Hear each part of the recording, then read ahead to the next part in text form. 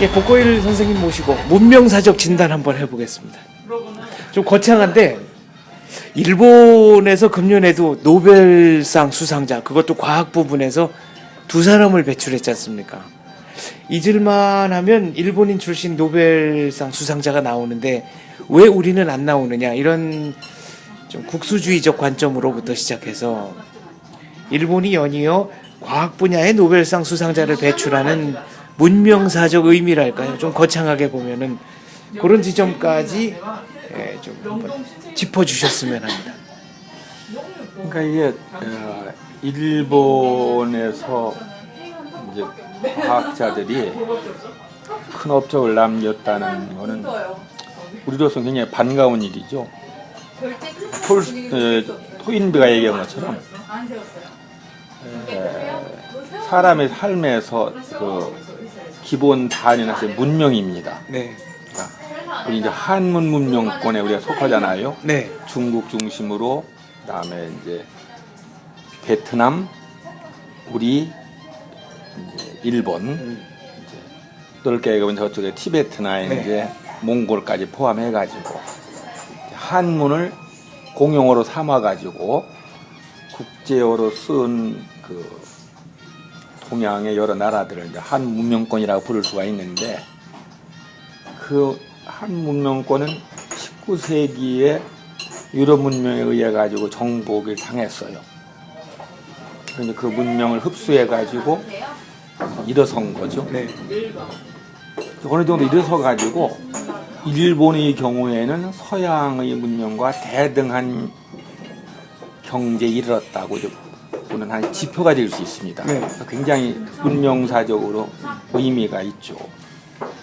그러니까 서양의 과학 문명을 흡수해가지고 그걸 소화해가지고 네. 유럽과 미국의 대등한 과학 수준을 이루었다. 의미가 깊잖아요. 그래서 그렇게 문명사적으로 의미가 있다는 것을 우리가 생각을 해야 되는데, 아직 우리나라에서는 그런 수준의 논의가 안 나오네요. 그게 좀 아쉽죠.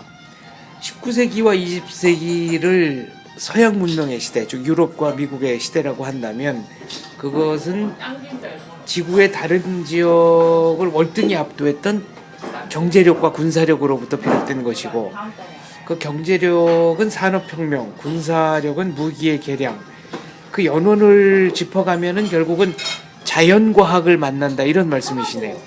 그렇죠. 산업혁명의 기초가 네. 과학혁명이니까요. 과학혁명은 대개 16세기에 나왔다고 보면 돼요. 네. 그러면 산업혁명은 19세기에 이제 꽃을 피웠죠. 그러니까 한 3세기 정도 그 시차가 있는데, 네.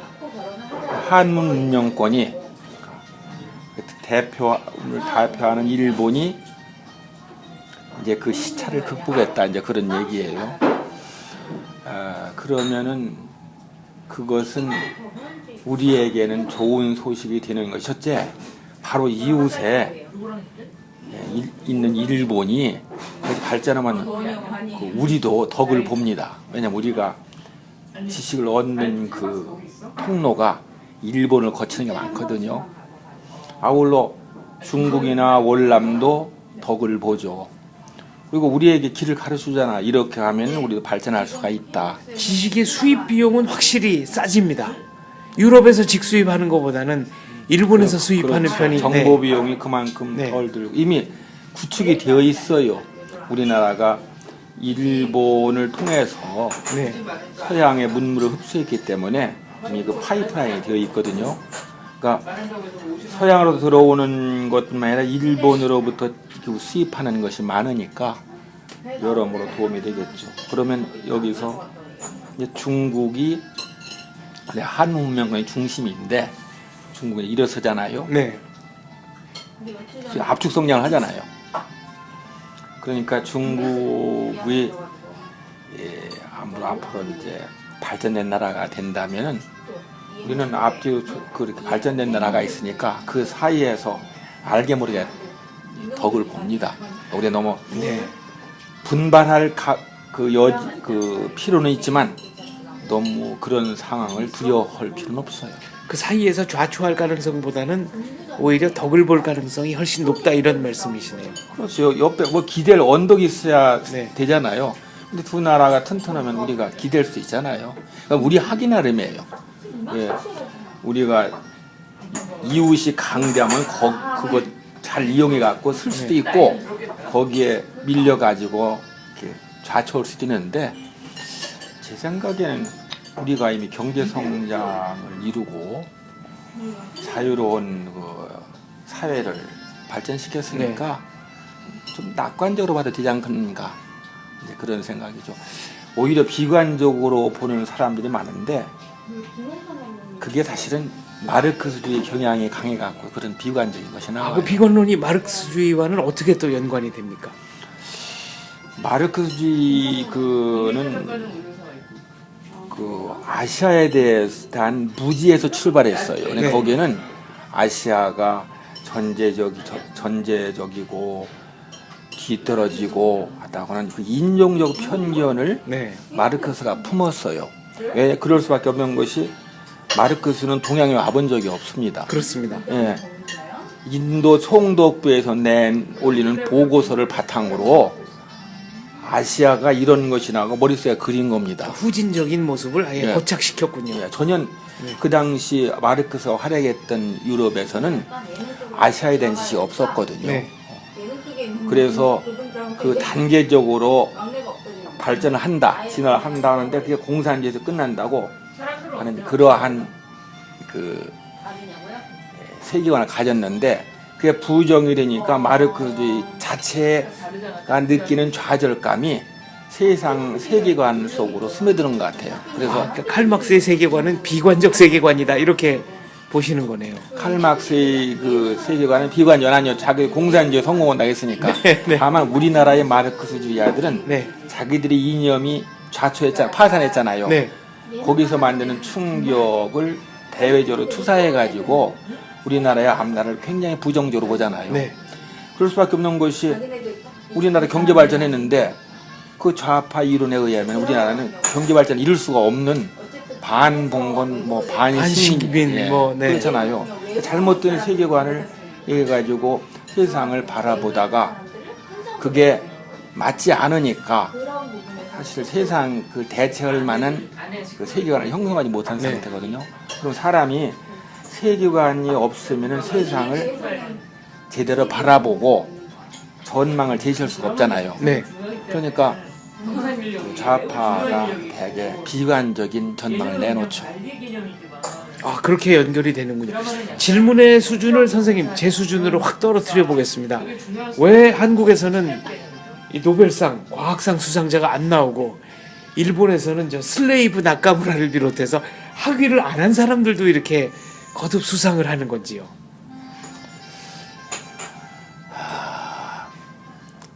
그러니까 그 노벨상은 지표예요, 일종의.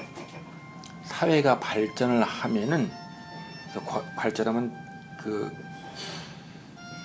학문의 기본인 자연과학에 대한 연구가 활발해져 가지고 결과가 나오죠. 우리나라 아직은 문화적인 풍토가 척박해서 아직은 거기에 이르지 못했다고 하는 것이죠. 지표니까 지표를 갖다 늘리려고 하면 우스꽝스럽잖아요.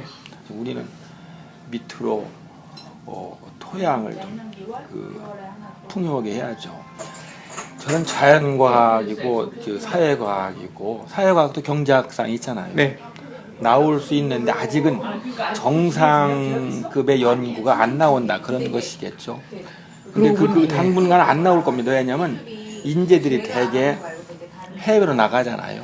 그러고 보니까 노벨상 수상에 가장 근접했다는 평가를 받는 한국인들은 대개 외국 대학에 연구하고 있는, 그러니까 생물학적으로는 한국인이지만 교육을 받고 활동하는 경우는 활동하는 곳은 미국인 경우가 많습니다. 과학자의 경우에요. 그 노벨상을 받는 사람들은 이제 지식의 전선에서 연구할 때 가장 앞서가지고 싸운 사람들이에요. 일선에서라는 게 그 전투한 병사들이에요. 그 사람들이 이제 나중에 세월이 지나가지고 전선이 앞으로 쭉 나간 뒤에 돌아다 보니까 이 연구가 중요했다고 이제 깨닫게 된 상황에서 받는 거거든요. 그러니까 그거를 인터넷 용어로는 성지순례라고 합니다. 그래요. 근데 그러니까 지나고 보니까 이 예언이 맞았다. 네. 전투에서 어떤 전투가 결정적인 건지는 나중에 지나봐야 알아요. 네. 세월이 흘러야. 그러니까 말하자면 무지와의 싸움에서 결정적인 전투가 무엇인가를 이제 10년, 20년에 평가하는 거거든요. 그러니까 지금 받는 사람들은 10년, 20년 전에 연구 결과로 받는 거예요. 네. 그러니까 당시는 우리가 아직 기초적인 연구에 네. 매진하지 못했거든요. 그러니까 지금 우리가 받지 못한다는 것은 받을 만한 연구가 되지 않는다는 뜻이 아니에요. 네. 지금은 10년, 모르죠. 20년, 네. 10년, 20년에는 지금 연구원 우리 과학자들이 인정받아서 받을 수도 있어요. 네. 제 얘기는 다른 사람들 늘 얘기하지만 그렇게 받는 것이 지표니까 네. 그게 중요한 건 아니고 지금 연구는 그 자체가 중요하다고 얘기죠. 아마 우리나라 그 학자들이 연구하는 것이 받을 가능성이 상당히 높다고 봐요. 네. 앞으로는. 네. 네. 지금 하는 사람들 연구가 이런 개척적 연구가 많거든요. 그러니까 10년, 20년 후에는 수상자들이 나올 수 대거 나올 수 있겠네요. 이건 대거야 아니겠지만 나올 수도 있죠. 나올 수도 왜냐하면 있다. 네. 그 외국 잡지들을 봤을 때 이렇게 언급이 되는 과학자들 중에 한국 과학자들이 거의 없었어요. 네. 한 10년만 하더라도. 근데 지금은 많이 언급이 돼요. 근데 이제 문제는 이제 중국 과학자들이 원체 많고 네. 또 개척적 연구를 많이 합니다. 그래서 그 사람들에게 믿을 가능성은 있죠. 일본에서는 왜 도쿄대가 아니고 교토대냐? 동경대 출신들은 거의 노벨상을 못 탔고 교토대 출신들이 연이어 수상을 하고 있습니다. 그거를 갖다 어떤 함의가 있을까요? 학풍으로 설명하는 것도 있죠. 네. 이제 동경대학은 옛날 동경제국대학의 후신이라서 네. 주로 관료 지향적입니다. 그러니까 왜냐면 정통 학설을 정통적인 방식으로 연구를 해 가지고 결과를 내는 걸 중시하고 조금 그 교토 대학은 좀 그런 분위기가 덜해 가지고 좀 더 실험적이었다. 거기에서 찾을 수 있다는 얘기가 있죠. 뭐 그럴듯한 얘기예요. 우연히 있을 수도 있고요. 원래 그건 모집단이 몇 개 안 되니까 네. 우연히 그렇게 나올 수도 있거든요. 선생님 작품을 비롯해서 노벨 문학상 수상자가 한국인 가운데 나올 가능성은 어떻게 보십니까? 나오기 어려워요. 왜냐하면 문학은 언어를 바탕으로 하는 네. 예술이고 언어라는 것은 장벽이 높기 때문에 번역이 아무리 많이 된다 해도 쉽지 않다 이런 말씀이시네요. 그리고 거기에다 우리는 시장이 작다는 핸디캡까지 있잖아요. 네. 시장이 작으니까 여기서 많이 팔려도 외국에서 별로 주목을 하지 않죠. 그리고 우리나라 작품들이 외국으로 진출하려면은 나름 시장이 해외 형성돼야 되는데 안 되는 네. 것이니까 가장 그면에서 앞선 작가가 신경숙 씨였는데 불행하게도 네, 표절 논란으로 네. 표절 논란으로 좌천한 게 좀 아쉽죠. 표절 문제에 대해서도 우리가 너무 또 갑자기 그러니까 아주 느슨했다가 갑자기 또 엄격해지니까 꼭 그럴 땐 누가 다칩니다. 이제 그런데 우리가 느슨하고 너그럽다고 할까 무심하다고 해가지고 되게 뭐 알고 모르고 인정한 건데 네. 갑자기 이게 엄격한 잣대를 들이자면은 참 당사자로서는 억울한 면도 있죠. 잘못은 분명히 했는데 네. 변명하자니 변명한다고 욕하고 대책이 없죠. 네.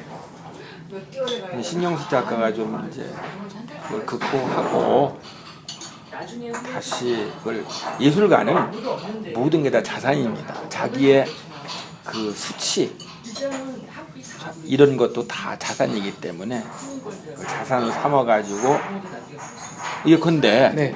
내가 표절 작가로 겪은 거를 독자들에게 그 괴로움을 예, 작품으로 알려주겠다. 형상화해서 예, 예. 네. 그런 표절에 관해 가지고 그렇게 드러낸 작가가 없잖아요. 네. 그걸 한번 쓴다면 또 전화위복이 될 수도 있죠. 왜냐하면 표절이라는 건 모든 예술가들이 그 부딪히는 문제이기 때문에 보편성이 있습니다. 그래서 제가 이제 역사 속의 나그네를 그 신영수 작가한테 보내면서 그 얘기를 했어요. 네. 예술가에게는 모든 것이 자기의 수치도 자산이다 하고 보냈는데 모르겠어요. 그걸 어떻게 받아들였는지 좋은 작품 들고서 왔으면 좋겠어요. 그러고 보니까 선생님의 그 복무 당시에 작품, 그러니까 경험을 형상화한 높은 땅 낮은 이야기에는 좌표를 잘못 읽어가지고 그 포병장교, 네, 현일입이 망신당하는 얘기가 나옵니다. 그 선생님의 경험을 직접 솔직하게 털어놓으신 거네요. 내 일생에서 가장 뼈아픈 실수죠. 네. 오만에서 나온 거예요. 속으로 해서 내가 포병 사격지 장교로는 대한민국 최고다라는 그런 자부심을 갖고 있었어요. 네. 그래서 당연히 거쳐야 될 절차를 안 밟았어요. 내 역시- 머릿속에서 다 모든 걸 계산해 갖고 이러면 될 거라고. 그리고 제가 유능한 포병 장교라는 거 비록 소유였지만 네. 대대 모든 장교들이 인정을 했기 때문에 감독관까지도 인정을 했기 때문에 아무도 제 결정에 대해서 이의를 제기하지 않았어요. 네. 그래가지고 5km 밖에다 쏘라는 포탄을 500m 앞에 쏴버렸어요. 네. 그 능선이 원래 보병 그 진지가 있어요. 다행히 그날 그 보병 진지가 비었어요. 네. 그래서 지금 제가 무난한 건 안 그렇으면 제가 남한산성 육군교도소 갈 뻔했는데 덕분에 제가 그 뒤로는 실수 안 했어요. 지금 70인데 한 번 실수를 안 했어요. 왜냐면 역시 절차를 예. 제대로 지키고 밟아야 실수가 없는 그렇죠. 거네요. 제가 절차를 안 밟으면은 다른 사람이 밟도록 네. 이렇게 매뉴얼을 만들어 놓은 거죠. 제가 그 하도 그 실수에 대해 가지고 그 뭐랄까 두려움이 생겨가지고 네. 어떤 때는 자다 벌떡 일어나요. 내가 보험을 걸었나는 생각이 들어요. 모든 업무는 다 제가 하던 이거 무역 업무에서 모든 네. 건 다 상호 체크가 되는데 보험 거는 거는 체크하는 데가 없어요. 나중에 은행에 가서 서류를 내밀 때야 체크가 돼요. 그러니까 그 전에 사고가 나면 국내 뜨거든요. 네. 자다가 갑자기 벌떡 일어나는 경우는 내가 그거 부부했는가? 그럼 잠을 못 자는 네. 거죠. 예, 그런 것이 저를 젊을 때의 그 엄청난 실수가 제 개인적으로는 네. 큰 도움이 됐어요. 그 실수가 미군 앞에서 실수라 더욱 저에게는 뼈저렸죠. 작품 속에 보면은 미국의 감독관은 별다른 이의를 제기하지 않고 웰단에서 네, 잘못을 지적하지 않고 그냥 씩 웃고 나가는 것으로 묘사가 되어 있습니다. 웰단이라는 표현이 그때 저는 이렇게 아이러니컬하게 네. 들린 적이 없죠. 일종의 유페미즘, 돌려 말하기였군요. 아니 빈정되는 것도 이제 잘했다. 그래 잘했네. 뭐 이 정도로. 네. 사모님께서 저희 베나 TV를 보시는지 안 보시는지는 모르겠습니다만 높은 땅 낮은 이야기에 보면은 그 방송을 하러 온 여장교와 요즘 말로 썸을 타다가 헤어지는 얘기가 나옵니다. 저기 그 GP에 그러니까 네. 비무장지대 한가운데 섬처럼 떠 있는 GP에 오래 있으면 젊은 여자가 찾아오면 네. 당연히 분위기가 부드러워지죠. 뭐. 부드러웠다고밖에 얘기할 수 없죠. 아까 그 정도였다. 그러면은 비명을 찾아서에 나오는 도키에와의 그 연정. 요거는 구체적인 경험이 있지 않고서는 도저히 묘사할 수 없는 수준의 얘기들이 나옵니다. 그게 이제 독자로 읽으면은 뭐가 좀 묘사가 그럴듯하면 무엇이 있겠자는데 네. 꼭 그런 것도 아니에요. 그럼 마법송의 수호자 나의 깨끗한 들깨의 그 정임과 도끼에는 같은 인물입니까? 다른 인물입니까? 어차피 상상 속에서 만들어내는 거니까. 뭐 이문열 선생님은 그 현실과 상상을 더 이상 구분하려 들지 않는 고향 사람들에게 지쳤다. 그때 다시는 고향에 가지 못하리라는 소설집 서문에 아예 그렇게 못지를 해놓으셨는데, 선생님께서도 근데 상상이라는 것도 결국 어느 정도 현실적 경험이 바탕이 돼야 상상력이 발휘될 수 있는 거 아니겠습니까? 그렇죠. 네. 도움이 됐죠. 어차피 우리가 현실이라는 것도 우리가 머릿속에서 재구성한 네. 것이니까 우리가 현실이라는 것과 상상이라는 것이 독자들에게는 구별이 안 되는 거 우리가 작가가 인정을 해야죠. 그리고 받아들여야죠. 그러니까 저는 그런 거에 대해서 별로 그렇게 마음 쓰지 않습니다. 마법성의 수호자 나의 깨끗한 들깨에 나오는 정임이나 비명을 찾아서에 나오는 도끼에나 또 높은 땅 낮은 이야기에 나오는 방송 장교나 꼭 한번 다시 만나봤으면 좋겠다 싶은 인물이 있다면 누구일까요? 만나면 후회하지 뭐. 네. 지금 이 말씀은 셋 다 실존 인물이었다. 이렇게 제가 새겨도 되겠습니까? 이거 해석하는 거는 장 교수의 자유니까. 해석은 평론가의 몫이니까요. 네. 네. 복고일 선생님께 지속적으로 유도신문을 해봤습니다만 역시 고수시라 안 넘어오시고 문학적 상상력으로 자, 문학을 꿈꾸는 문학가가 되기를 꿈꾸는 수많은 문학도들에게 해주시고 싶은 말씀이 있으시다면 한 말씀 부탁드립니다. 마무리 질문입니다. 더 늦기 전에 뭐 다른 걸 찾으라고 하고 싶죠. 왜냐면 지금 영상의 시대니까 그렇잖아요. 영상의 시대인데 왜 이때 문학을 해요? 하필이면. 네. 만일에 네. 지금 내가 그래도 이제 죽어도 해야 되겠다. 네. 그래요. 네. 아니 그런 사람. 팔자가 사나운 분이 있는데, 네. 글쎄요. 그러니까 정말로 문학을 해야 되겠다는 분들이 있다 그 얘기죠. 있긴 해요. 하겠죠. 소수지만 분명히 있습니다. 근데 사람들이 네. 문학 지망하는 분들이 놓치는 것 중에 하나는 남의 소설을 많이 읽는 것이 중요하다는 걸 잘 몰라요. 역시 많이 읽어야 좋은 글을 쓸 수 있는 건데요. 기본이거든요. 네. 그 대학에서 문창과를 다니면서 그 배우는 기본적인 기술들 있잖아요. 네. 그것에 걸맞게 많이 읽어야 되거든요. 남의 글을 많이 읽어야 이게 기본. 좋은 글을 쓸 수 있다. 제 얘기가 아니고 네. 위대한 과학술가인 아서 클락이 그런 얘기를 했어요. 안 써진다 이거예요. 그러니까 어쓰고 많이 쓰냐니까 그 얘기했어요. 무조건 써라. 근데 안 써지면 많이 읽어라 그랬어요. 근데 많이 읽는 게 중요해요. 저 같은 사람의 경우에는 글쓰기에 바빠가지고 많이 못 읽어요. 네. 굉장히 괴로워요. 이거 읽고 싶다 하는 건데 남이 어떻게 쓰는가 하는 거. 또 하나는 나이가 들면 못 읽는 것이 젊은 사람들을 이해할 수 없기 때문에 재미가 없어요. 그 젊은 작가들의 글이. 네. 그러니까 이건 꼭 읽어야 되겠죠. 읽을 때도 괴로운 경우가 많거든요. 그 세계관이나 체험을 추체험하기가 어렵기 때문에. 네, 무슨 얘기인지 모르겠어요. 네. 왜 쓰는지도 모르겠어요. 근데 그 사람들 얘기하면 다 통해요. 네. 그래가지고 비평도 참 멋지게 비평하고 독서 판매도 많이 되니까 이해한다는 얘기 아니겠어요? 근데 우리 나이가 들면 어느샌가 세상에 이게 뒤떨어져 가지고 모르겠어요. 실거든 무슨 왜 이 일을 썼는지도 모르겠고 소설을 써도 잘 모르고 뭐 이게 중요하냐고 그런 생각이 들고 그래요. 그러니까 젊을 때 많이 읽어야 돼요. 많이 읽어야 한다. 그래서 때가 있어. 읽는데도 그냥 읽는 게 아니고 다 읽어야 그 나이에 맞게끔 읽을 수 있는 책이 있어요. 네. 그걸 못 읽으면 평생 못 읽습니다. 난 지금도 가끔가다 서점에 가면은 저거를 내가 읽었어야 되는데 못 읽었고 하는 게 많아요.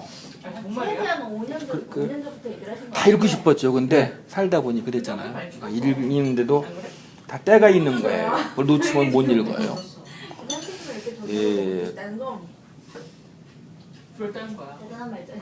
다른 사람이 작품을 읽는다는 것은 쓰기 위하고 기초적인 자료 조사하는 것과는 차원이 달라요. 선생님께서 가장 공들여서 쓴 작품은 데뷔작 비명을 찾아서다라고 말씀을 하셨고, 누구나 그렇죠. 네. 데뷔작이 제일 공들여 쓰죠. 그러나 가장 애착이 가는 작품, 말하자면 사후의 대표작으로 남을 작품은 캠프 세네카의 기지촌이라고 생각한다라는 말씀을 하셨습니다. 아직도 유효한 말씀이신가요? 나로는 그렇게 생각하는데 아마 후세 독자들이 어떻게 판단할지 모르겠죠. 네. 그런데 우리나라에서 아마 가장 그 아픈 곳인 그 역사의 기지촌. 가장 아픈 곳이 기지촌에 관한 작품이 의외로 드물어요. 그리고 기지촌 사람들이 지식인들이 아니기 때문에 네. 그걸 내부자의 입장에서 바라보고 경험하고 이제 쓴 작품은 잘 안 나오겠죠. 앞으로 안 나오겠죠. 거의 없습니다. 네. 천승세의 황구의 비명 정도가 제가 기억하는 작품인데 그거는 뭐 내부에서 나온 작품이 아니죠. 그렇죠. 외부에서 윤정모 이제- 씨도 쓰고 했는데 네. 다 외부 사람들이 가서 보고 네. 외부 사람들의 생각으로 썼기 때문에 외부의 그 시각으로 봤기 때문에 한계가 있죠. 네, 그 내부에서 내부적으로. 살았던 분의 시각으로는 제가 거의 유일한 것 같아요. 네, 캠프 세네카의 기지촌이 유일합니다. 그래서 그 문학사적으로 그 기록의 가치가 있어요. 네. 지금은 기지촌이 다 사라졌어요. 지금도 뭐 동두천 같은 데 가보면은 거기 양색 시대에 전부 다 필리핀 사람들입니다. 이미 되게 세상이 바뀌었어요. 네. 그리고 거기는 이미 다 떠난 사람 다 떠났어요. 그러니까 해방된 뒤부터 그 미군들과 그 미군 캠프에 언저리에 살아온 그 경험을 가진 사람들이 다 한 세대 내에 다 돌아가셨거든요. 그러니까 결국 캠프 세네카의 기지촌은 네. 우리 시대의 벽화로서 이미 사라진 것들을 기록한 기록화로서 적지 않은 의미와 성취가 있다고 생각합니다. 저는 그 에익선 학교 네, 분교를 만들 때 대령이죠. 중령, 예, 중령이 그 고사상에서 그 서투르게 그 절을 할 때, 돼지머리 놓고 예, 그 마을 사람들과 미군들이 환호를 하면서 그 공구를 집어올리면서 열광했다라는 대목을 읽을 때마다 눈물이 핑핑 돕니다. 그렇죠. 이제 그게 그러니까 말하자면 미국 사람들이 그만큼 우리에게 앞섰던 거예요. 네, 돼지머리 오는 고사상에다가 절을 한다. 우리나라 외교관들이나 사업가들이 외교관 의뢰 그렇게 하잖아요. 네. 그렇지. 거기 맞춰갖고 그 사람들은 우리나라를 도와주러 들어온 사람들인데도 그렇게 했다는 거. 우리나라가 그런 거 이게 문화입니다. 네. 문화의 그 층이 두꺼워져 갖고 우리가 이제 또 따라가는 거죠. 그 돌아가신 그 싱가포르의 이광유 수상이 그랬었잖아요. 우리가 이제 이 동아시아가 이제 중국 이 조선, 일본 다 이렇게 이제 싱가포르, 홍콩 다 이제 일어섰는데 대만 아직도 서양을 따라잡으면 두 세대 걸린다. 문화적으로는. 제 생각에 이제 한 세대는 이제 따라잡은 것 같아요. 그러니까 한 세대만 더 잘 따라잡으면은 한국 문명권이 정말로 세계 문명의 중심지 하나가 될 수 있죠. 중국의 뭐 14억 인구가 갖는 그 경제적인 힘만이 아니라 네, 지식의 면에서도 지구 공동체를 발전시키는데 한 몫을 할 수가 있다는 거죠. 알겠습니다, 선생님. 오늘 말씀 굉장히 생각할 거리가 많은데 두고두고 곱씹어가면서 어떻게 활용할 수 있나 배나 TV 연구해 보겠습니다. 청취자들 답답한 얘기 많이 온 것 같은데 어쨌든 고맙습니다. 예, 새해 복 많이 받으시고. 네, 감사합니다. 예.